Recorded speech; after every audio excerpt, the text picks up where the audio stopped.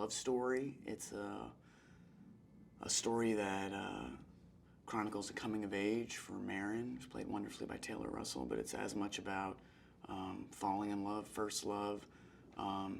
From when we made it, when we developed the script with Luca and Dave, it was the peak of COVID, and I think something that was relevant to all of us was being isolated.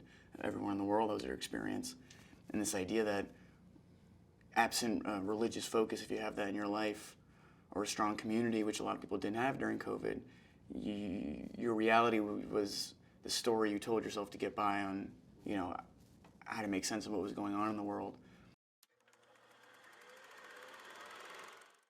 I felt that cannibalism, their eating condition, I felt was a strong metaphor for, either childhood trauma or addiction or just carrying something that you can't quite make sense of or carry shame with. I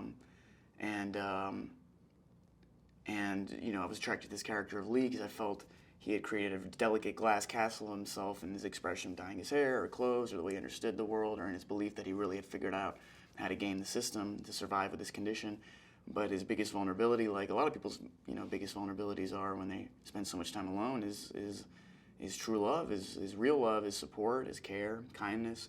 So when he finds that with Marin, it's his greatest strength in many ways. It's the opening of the colors of the universe he has never gotten to experience, but it's also, without giving anything away, it's probably the hardest thing for him to go through, because in those moments where you're able to fall for someone else and you look more closely in the mirror, I think what he sees is terrifying. So Lee, we see him for the first time in a supermarket in Ohio, and Marin has been on the road for a couple of days alone for the first time, and she sees a recent mother being aggressed by a drunk man in a store, and Lee sees Marin see this happen, and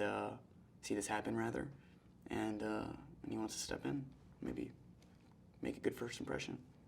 Yeah, well, they're both outsiders, and I think Lee's maybe self-stylized as an outsider being his identity, and to Marin it's new. And, similar to the way Michael Stuhlbarg's character addresses Lee, it's sort of how do you put it, like a house of cards that he's built for himself. So, though Marin doesn't consider herself an outsider, maybe perhaps for that very reason she's able to navigate it better, and because Lee thinks he's supposed to have it all figured out.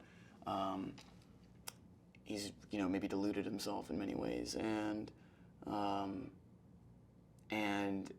they're great for each other because when you're young and in love, or, I've said this before, but it's you're searching for who you are in other people, almost as if they were a mirror for how you want to be, who you want to be, and I think it confirms great things for both of them, and I think particularly for Lee, it hurts in many ways too.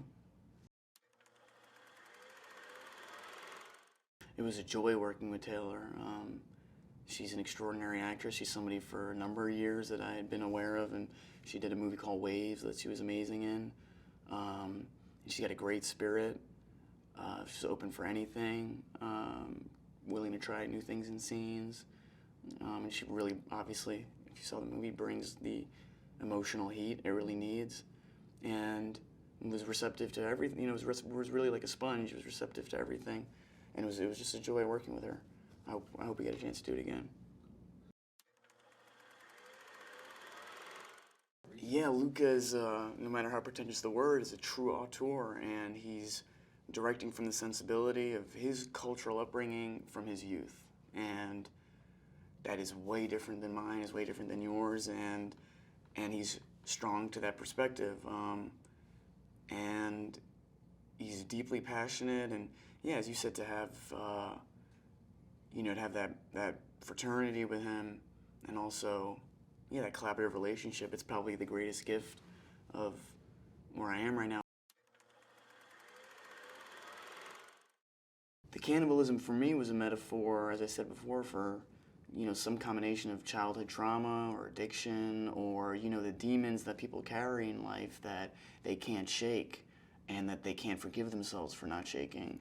And obviously, if you were confined to eating people, that would be an extremely normal thing to feel guilty about all the time. And so I think it's an effective story point in the movie. But in life, there are things that burden people that they shouldn't be burdened with, and that in love, in the safe space of love, you can work through.